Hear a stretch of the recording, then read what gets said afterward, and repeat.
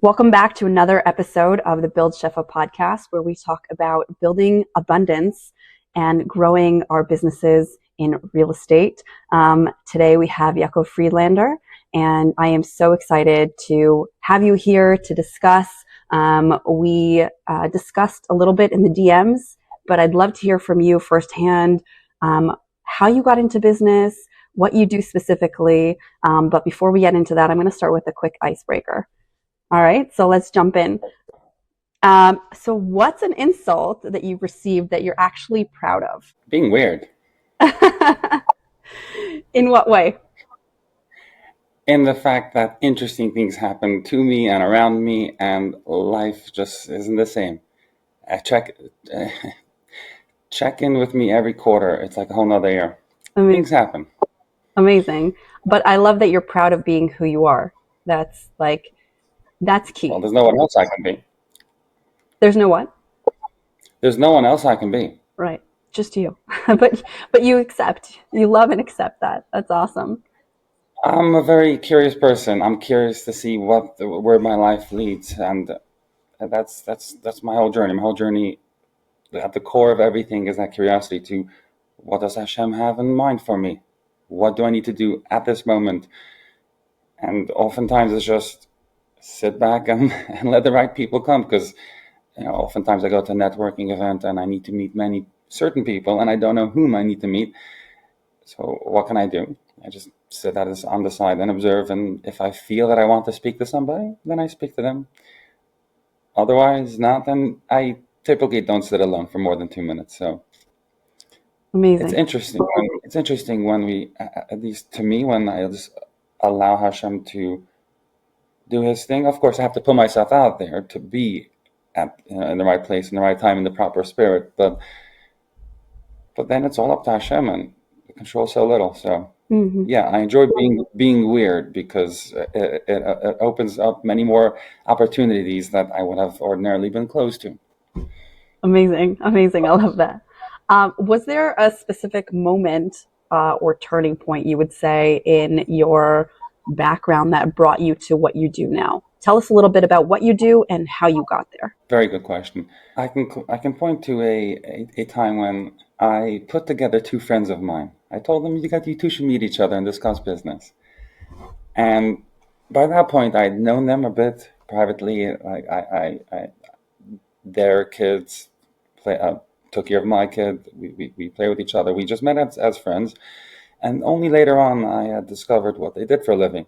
And when I learned a bit about what they did for a living, I'm like, you two should meet. You might be able to synergize on some of your projects. And I was a fly on the wall during that Zoom meeting.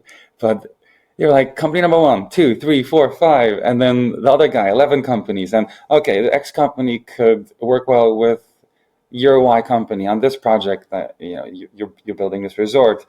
And my wife has this business. She works with FBI. She is one of the world's top criminologists. She can help you with designing your resort in a manner that will be safe because certain people really care about that. And aside from having that official stamp, crowds must be moved in a very safe manner. Otherwise, things happen, especially at these places. So they were talking, and I was just a fly on the wall thinking, oh, wow. This is just for me telling two people to meet each other, and they listened because they got to know me as a person. Well, what if I do more of this, create more good, and allow people to collaborate and create more good? And I'm always the kind of person that prefers to provide value and then say, look, if you benefited from me, give me a bit of that.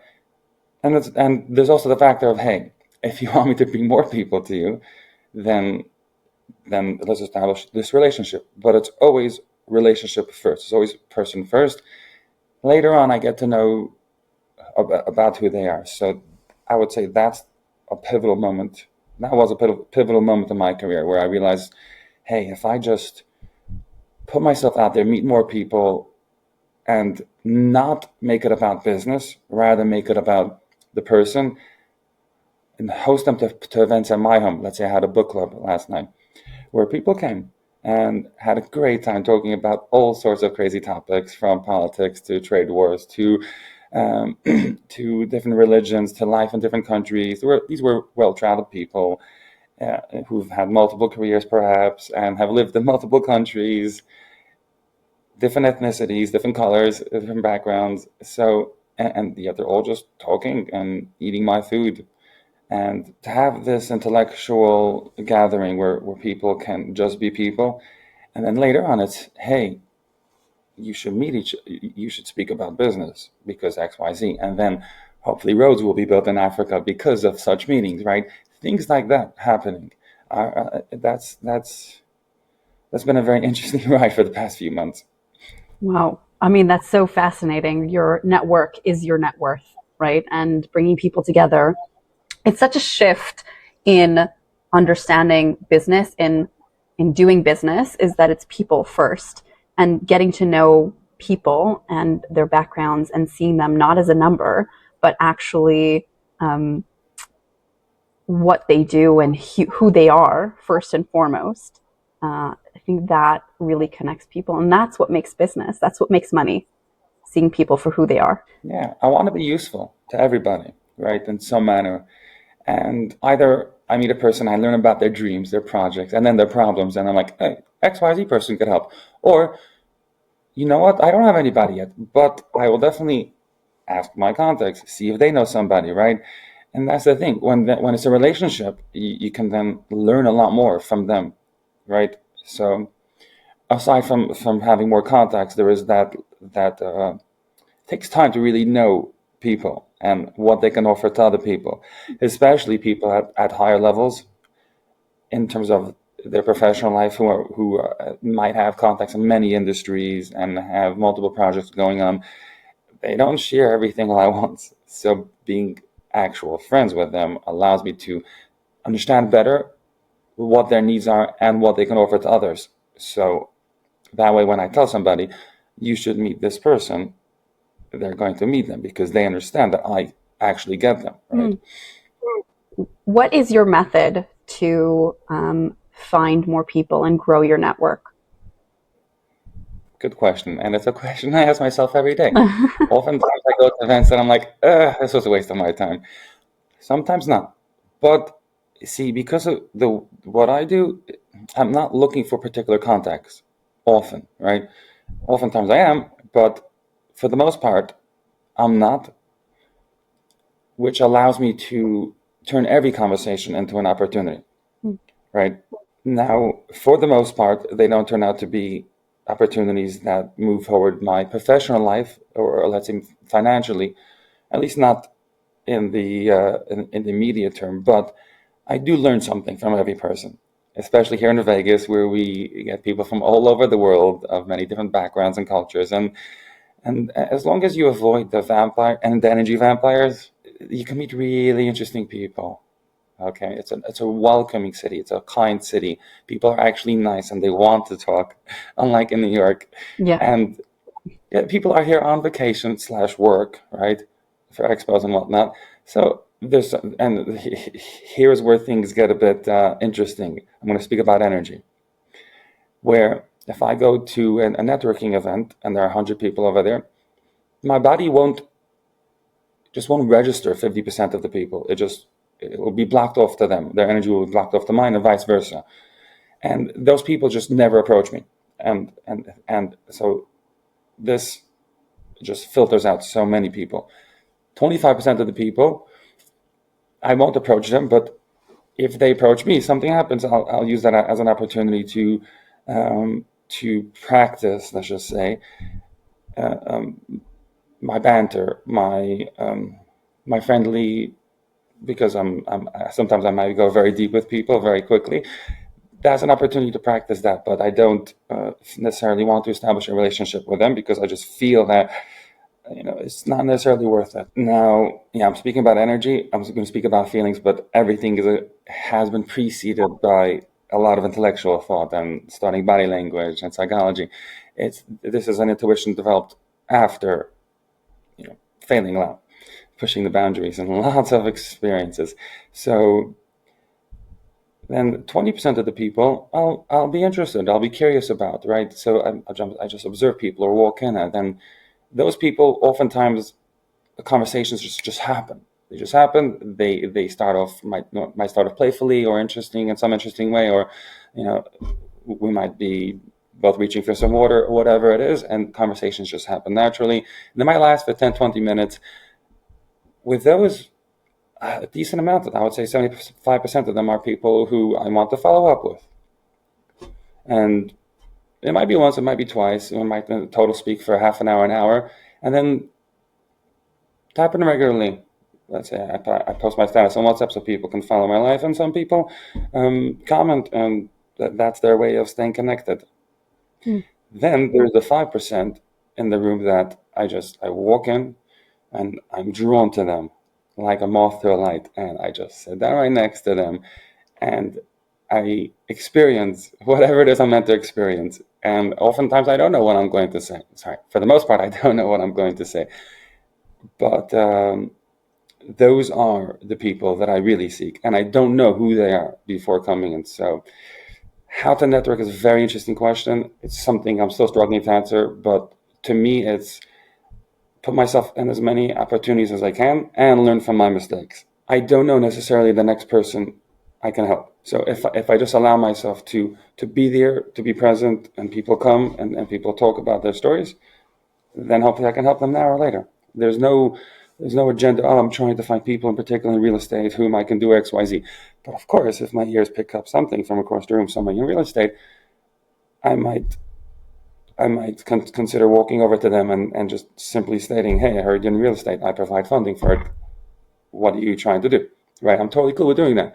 Especially some guys, they very much want to go straight to the point, especially at networking events. So yeah, just be open and listen. I love that. I mean, I think that it's so cool that you're open and honest about where you're at. And I think we're all in this growth journey, but some people are more willing to be honest about it than others and just fake it till you make it kind of thing.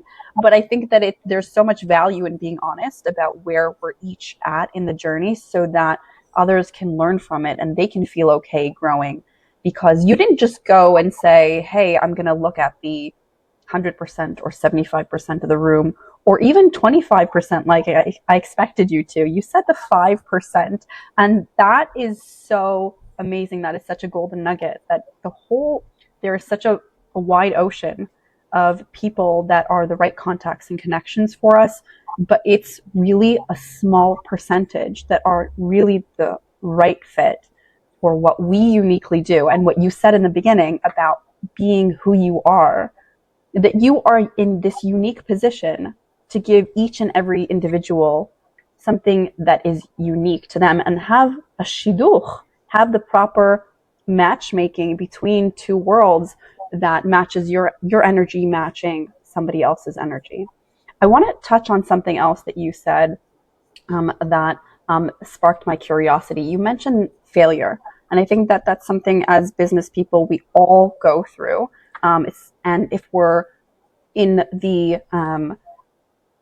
continuation of the transparency and honesty and wanting to help others learn from that, is there something that in your background or things that you've gone through, that those failures that could help other people grow, or what were those things that helped you get to the point that you're at right now? First off, very well summarized, and excellent question, because this is kind of at the core of who I am. My mother always said that if you want to find your purpose in life, you must look at those things that you struggle with the most. Sounds like a smart woman. Yes, very much so. And through correcting that, you'll find your purpose. If you had met me a few years ago, you would have heard me speak like this. Wow. Yeah, the energy, the flow of thought to words was just not smooth at all. And there's another quote: failed, fail again, fail better. So there was a period in my teenage years that I just took each conversation for a lesson where, okay, can I say the same thing that I said last time, hello, except this time with 4 rather than 5? Wow. And bit by bit, working on every aspect of my speech, learning from everybody, learning from the most popular kid in class who spoke with his hands and was charismatic, etc. And especially learning from actors during the best moments, using lines written by the best writers and the best take of that particular moment plus effects, right? Now, of course, that's all very unpractical when it comes to real life, but it's kind of like NASA's motto: aim for the stars, worst case you get the moon, kind of thing. Mm-hmm. So years of just, well, speaking to people, breaking my teeth, and actively improving. I thought of myself as the quiet introvert who preferred reading Harry Potter all night or whatnot, which I was at the time, because I just found that a lot more interesting than hanging out with friends and speaking and whatnot. Partly due to my speech, but also partly because the conversations were boring to me. Right? Which I now recognize as my lack of being able to conduct conversations properly and to make it interesting. So, because of my utter failure in the ability to express myself, I had to really focus on speech and then what to say and how to say it. And now all of a sudden conversations started becoming more and more interesting. Well, when I say all of a sudden, I mean that after a period of 5 years. Lots of work. But moving to Israel and having to kind of reinvent myself in a way because nobody knew me, that was a very freeing moment. And then moving to Vegas, another thing, nobody knew me beforehand. So I was able to discover myself, you might say, and multiply that by meeting a few hundred people a week and every person wanting to know me. Get right, who are you, right? What do you do? Having to constantly ask myself, what is it that I do? How do I benefit people? What are my values, right? It's been so tremendously beneficial to every part of my life. Every person is a walking Mussar Sefer for me. There's something to learn. So yeah, people ask me when did I stop being Hasidish. I would say that I'm only just starting to truly apply that method of being in the moment and asking what does Hashem want from me right now at every moment. I may not look the part, but does God care? You might not look the part, but what? Does God care? Right. Not at all. I mean, that's my belief. My belief is that it's really about who you are. And that's what's really cool about all the people that have come onto our podcast and the people that I'm constantly meeting in business, that everybody that I've met are so, again, that energy, that like energy attracting like energy, that there's a bigger goal rather than just what you look like and how you portray yourself to the world, but who are you really? Like, I am so inspired by your story. And I think our listeners will be as well, that you took such a difficult situation. Not only did you overcome it, but you're working in an industry where you have to speak to people and put yourself out there on a daily basis and overcome that old self of who you were and who you remembered yourself being to become this new person. And it's so hard not to go back there and not to re-become that same person. There are triggers, I'm sure, in the environment or certain things that happen, but it's so cool to hear that you've not only overcome that, but you're using that challenge literally to become the best version of yourself. It's so cool. Thank you.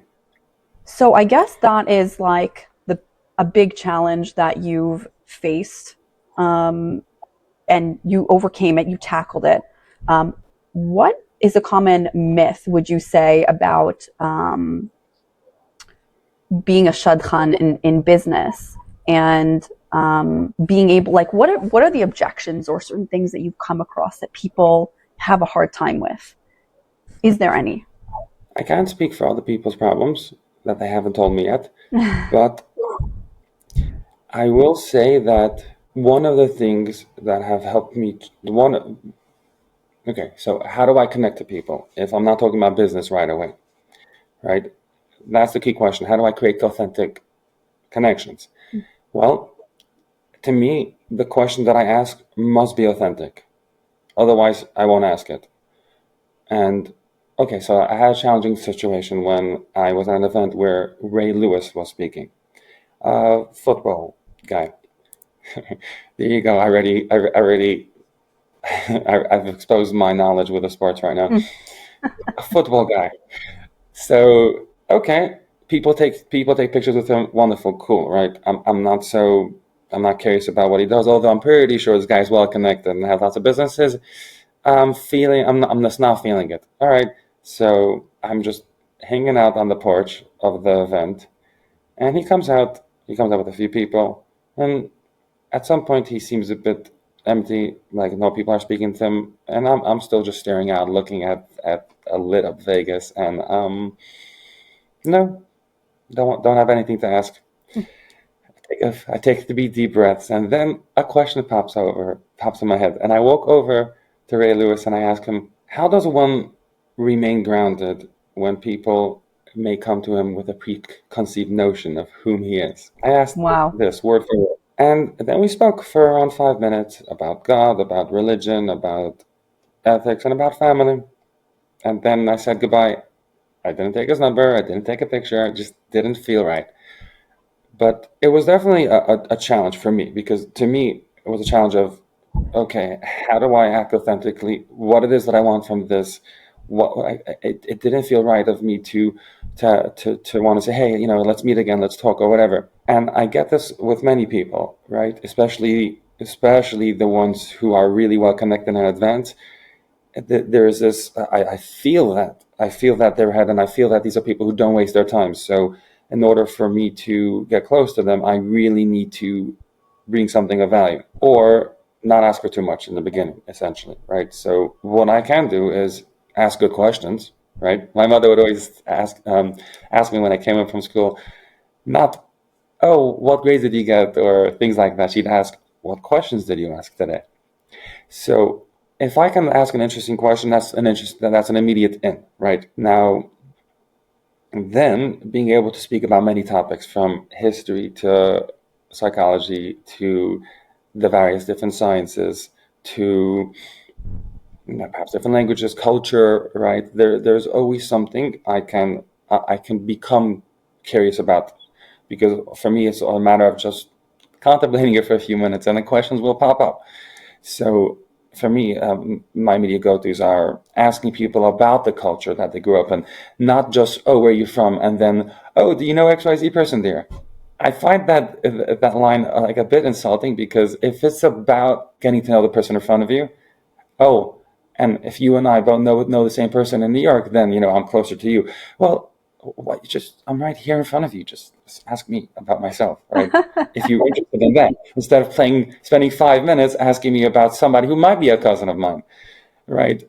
And I say this in a joking manner, but it's very much my approach to meeting people, becoming genuinely curious about the other person. I don't know about myths, but I will say, to me, the number one core truth that I must hold by when it comes to networking is stay authentic. Just be real, be myself, and be curious.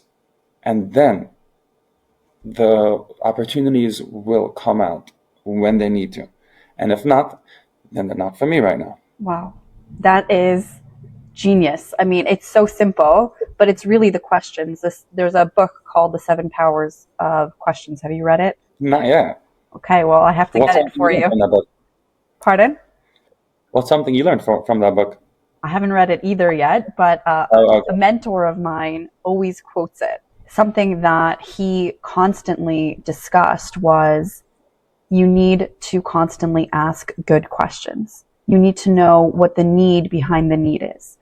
They're going to tell you what the need is, but there's a deeper need, and you have to keep on asking, but why? How do you feel? Why do you feel that way? And go deeper and deeper until you get to the need behind the need. And those questions, asking good questions, is really, really important in every aspect of business, not just with networking, but with clients, with employees, with our kids, asking and trying to understand in a deeper sense, why did you do that? Or what was your reason behind that? And asking ourselves also to get to know ourselves better. I think that is definitely overlooked, because we can't be our best selves in business if we're, or we can't be good in business if we're not our best selves. So that is really cool. Absolutely. You bring up good points, and I want to double tap on that.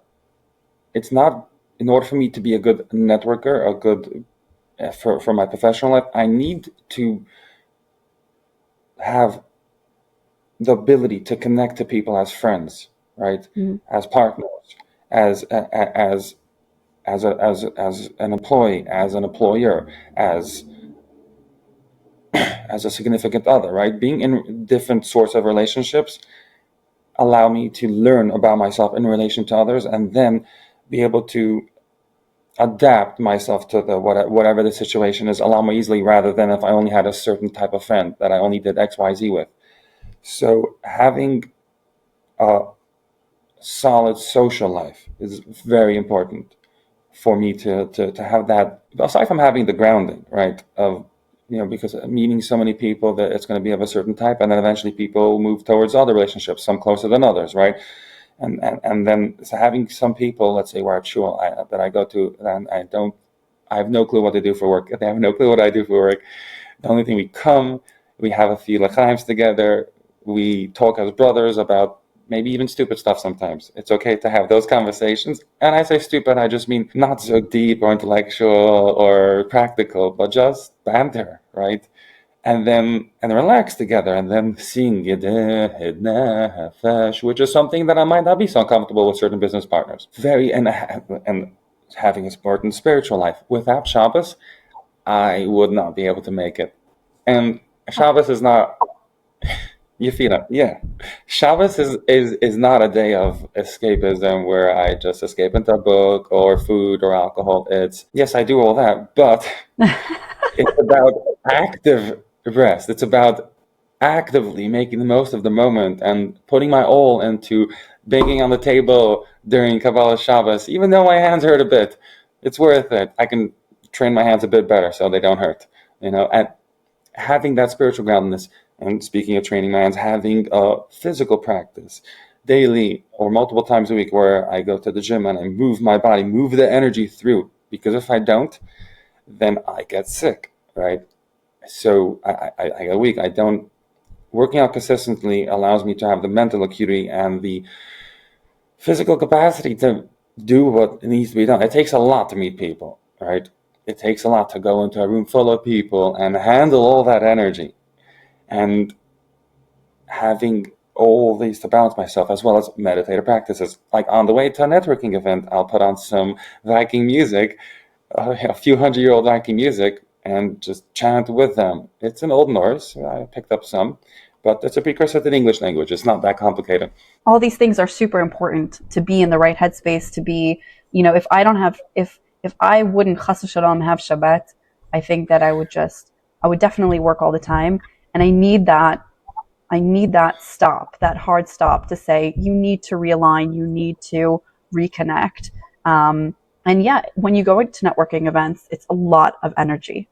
And to be in the right, to situate yourself in the right energy, and to sit within yourself and know who you are and your energy, rather than letting everybody else's energy drag you to where they are, is very vital. And that's really part of building shefa, not just building a business, but building the bracha and the abundance directly from the source. The only source is really key, because having a relationships and partnerships or business in any way, what's it worth without the proper abundance? It's money, but is it abundance? Is it bracha? So, I think money is just fuel. What? Money is just fuel. I want everything else that comes with it. Right. And abundance is flow. You mentioned to me in a previous conversation that you're also working on funding real estate deals as well. Can you tell us a little bit more about that venture? This was an interesting, it's interesting how it started. And this is pretty much the way everything else starts in my business, where I meet somebody, and actually met him. Okay, here I'm going to give you a case by case example of where Hashem does his fun thing, right?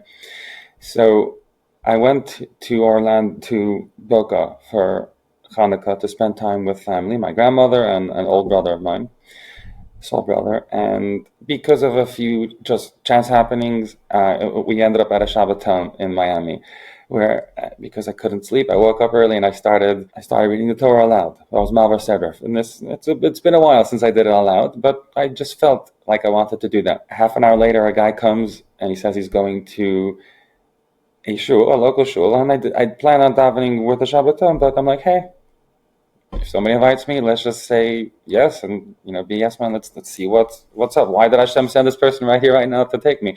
I don't know, but I went, and I learned a bit about how Floridian Jews live and how they have the Kiddush Club in the back. Okay, interesting New Yorkish like experience. I was a bit uncomfortable, to be honest. Unlike Vegas, I found them a bit like hard to crack in a way, but maybe I just need to speak their language a bit better. I'm going to learn.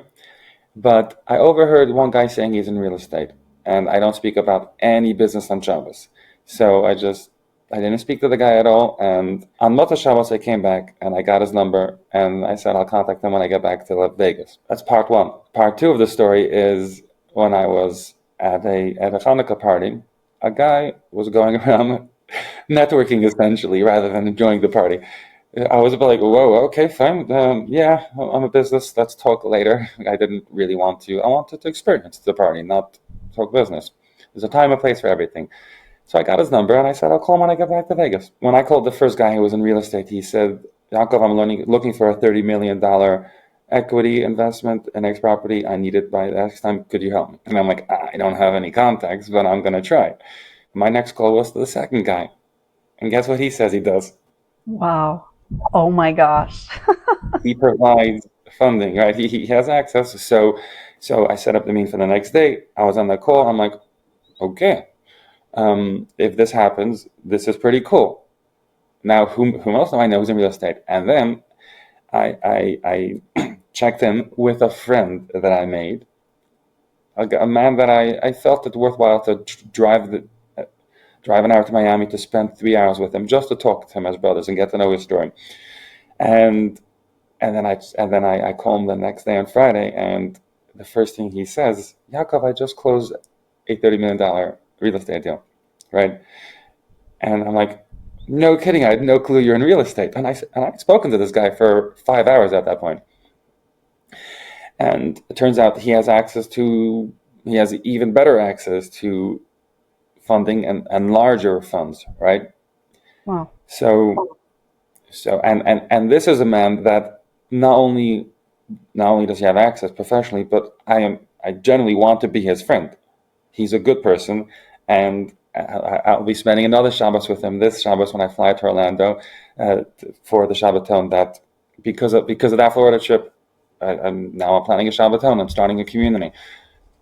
Who knows what in what directions that's going to push me in, but all the parts of my life intertwined, right? I can't. To me, going to shul is not a business event, but if I can help somebody whom I meet over there, if I can do it appropriately, then by all means. So at this point, I'm like, okay, well, if I have access to funding, I'm sure many people have many deals. Who do I know? Oh, my uncle in Israel.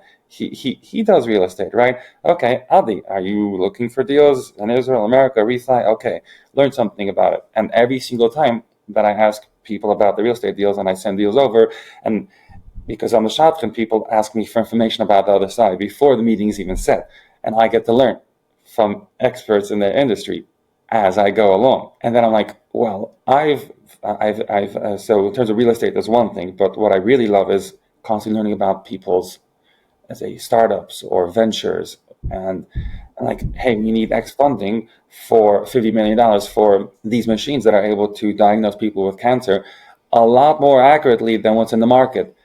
And it's cheaper than what's in the market. And we've already installed these in 100 clinics. Now we just need $50 million to up our production of the ability, right? We already have X amount of contracts and we're projecting a lot more. We just can't handle it.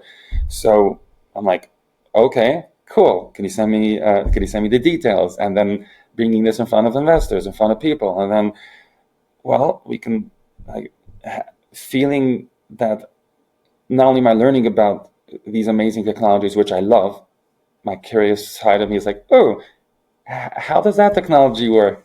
Or XYZ about the supply chain.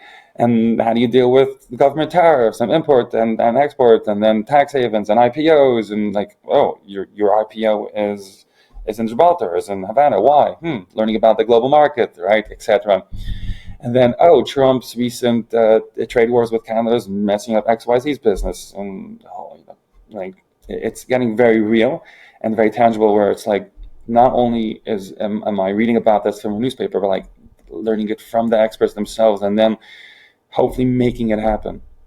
Wow. So that's my world currently. I don't know where it's headed, but I do know that I love where I'm at right now in terms of the quality of people that I meet, the quality of the conversations that I have, the fact that these are people that genuinely provide a lot of value to my life before they even brought a single penny into my bank account. What a perspective. Like, I just want to like soak it in for a second, because that was so fascinating.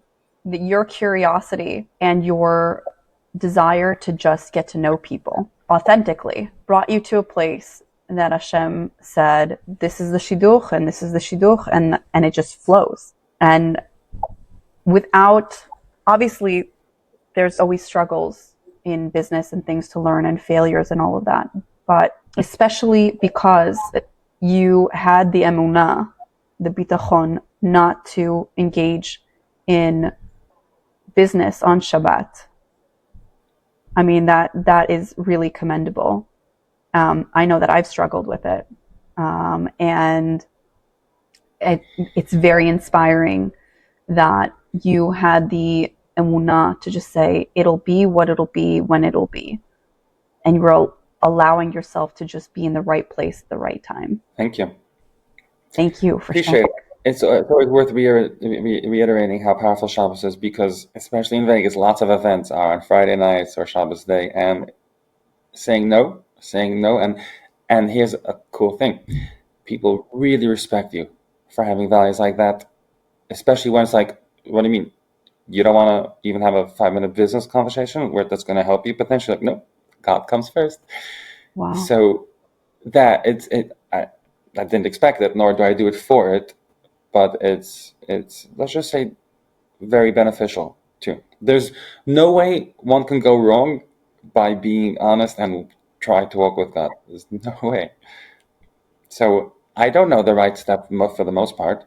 Like, yes, my calendar might be planned a week or two in advance, but it changes all the time because it's all with people, with other people. So I must have that adaptability, that fluidity, and the belief that it's not me in the end. I can make 50 sales calls and nothing will happen, and then one person calls in and it happens, right? It's not easy. It's not easy because living with God is the flip side of living with uncertainty, and it's a practice to allow Hashem in. And if I wake up late and I don't have that time in the morning to really settle on, okay, who am I as a person? What's my purpose? It's ultimately to serve God, not my pocket, not my belly, not whatever. It takes a while to achieve that. And let's say on days that I did not have that, my whole day is thrown off. My head's not fully there. My energy is not there. I don't connect to people in the same way. So spirituality is really important for business. What do you know? Yeah. They were telling us all along. The chachamim, chacham.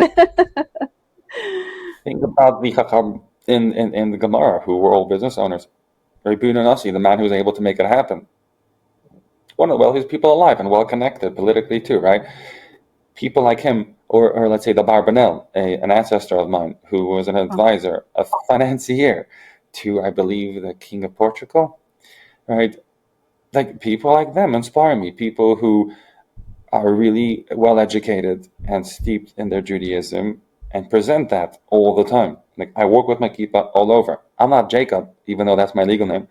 I'm Yakov. And for some reason, non-Jews find it a bit hard to pronounce.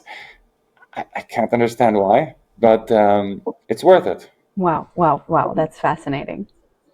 I have a quick question for you. What is one thing you wish that I would have asked you from all the things that we discussed? It's a very good one.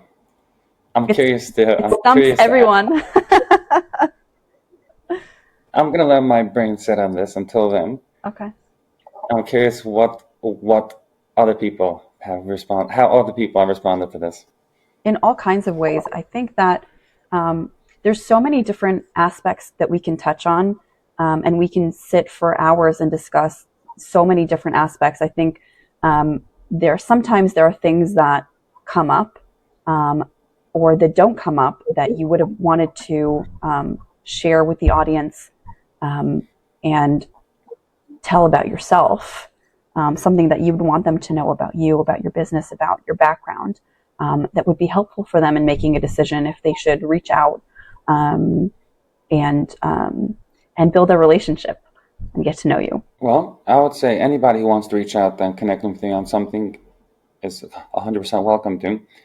But I'm going to challenge that person to take a practical thing away from here, and something I didn't mention, which is whatever you want to do in life, think about why you want to do it, and think about, okay, what if I hadn't been told by XYZ to do it? What would I genuinely want to do? Okay, because you'll suck at everything else. It just won't work. You'll be at clash with the universe, the source, the blueprint, Hashem, who wants you to do things, right? If it doesn't feel aligned with the overall mission or purpose, then don't do it, right?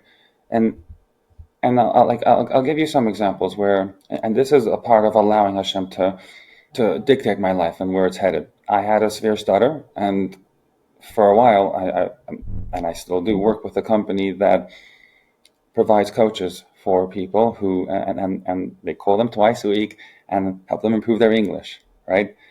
Now, this is, to me, it's like, wow, this problem that I struggled with, I can now help other people with, connect, and make a shotgun between that person and a particular teacher on the team, right? I feel they have interesting personalities. So it's like, such an opportunity is very much aligned with what I do. And in terms of my wanting to grow, I started as a teacher, then entered operations, where in a startup means every single hat, right? From sales to customer service therapy sessions to managing the 20-year-old teacher or the 65-year-old teacher, learning how to balance that, right?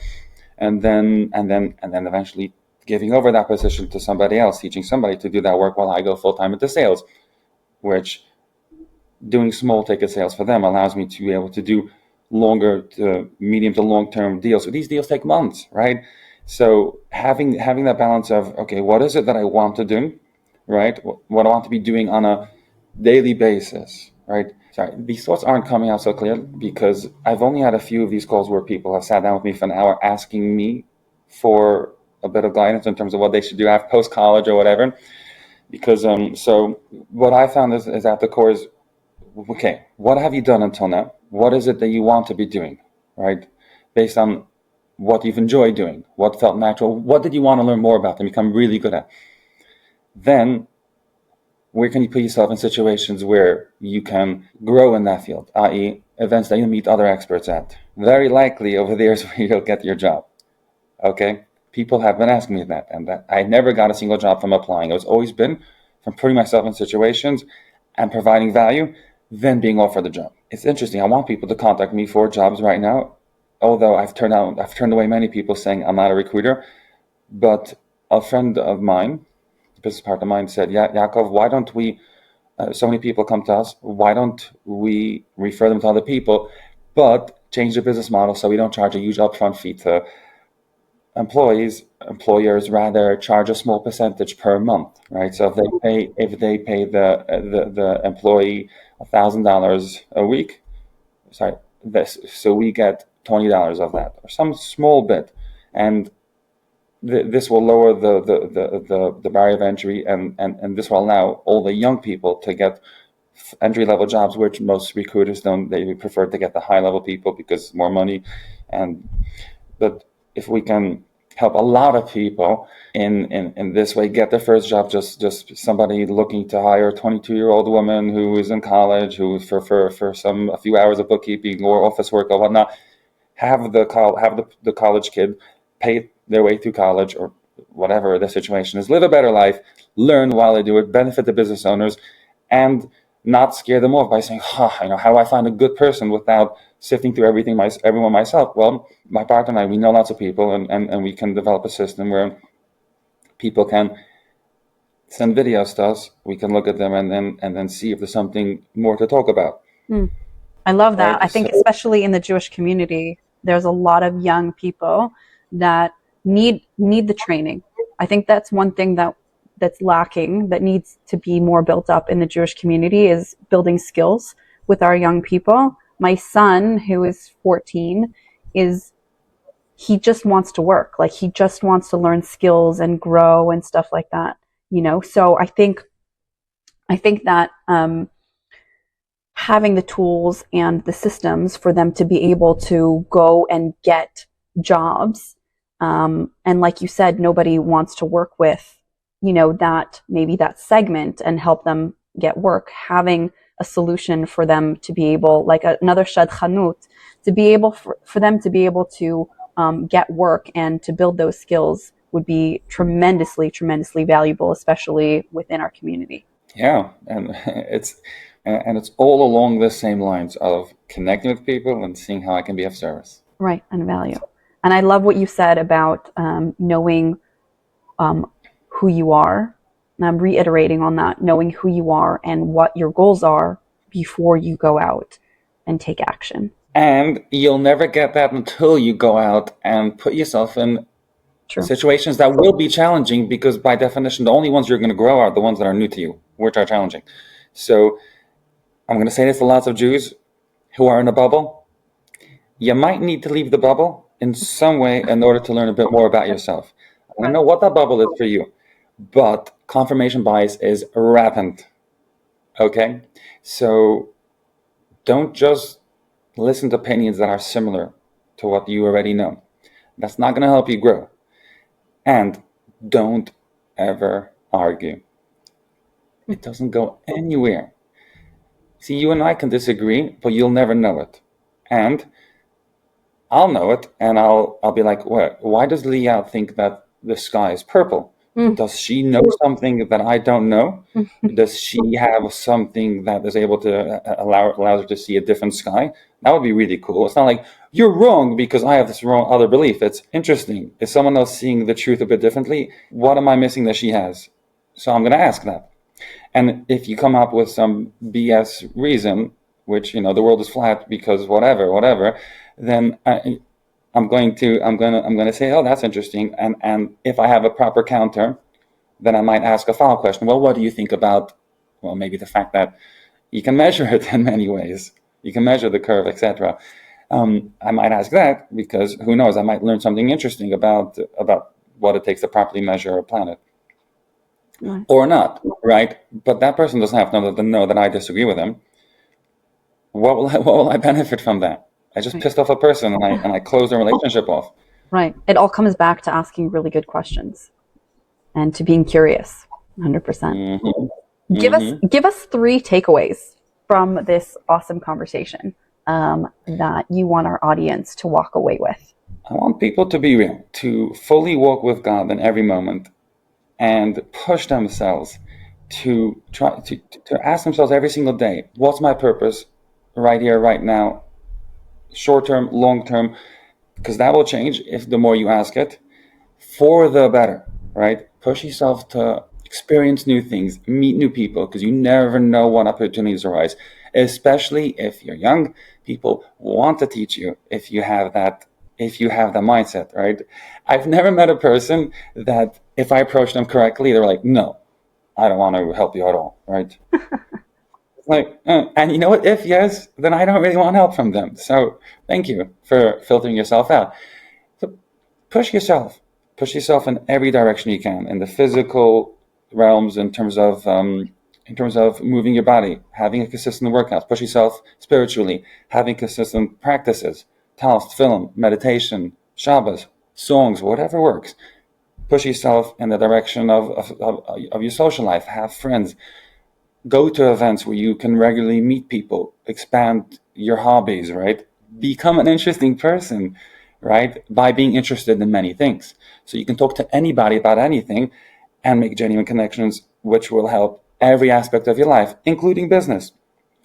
And work with people, if you, this is not for every field, but if you can, work with people that you generally want to be friends with, because, I mean, why be a half a person for 8 hours of your day?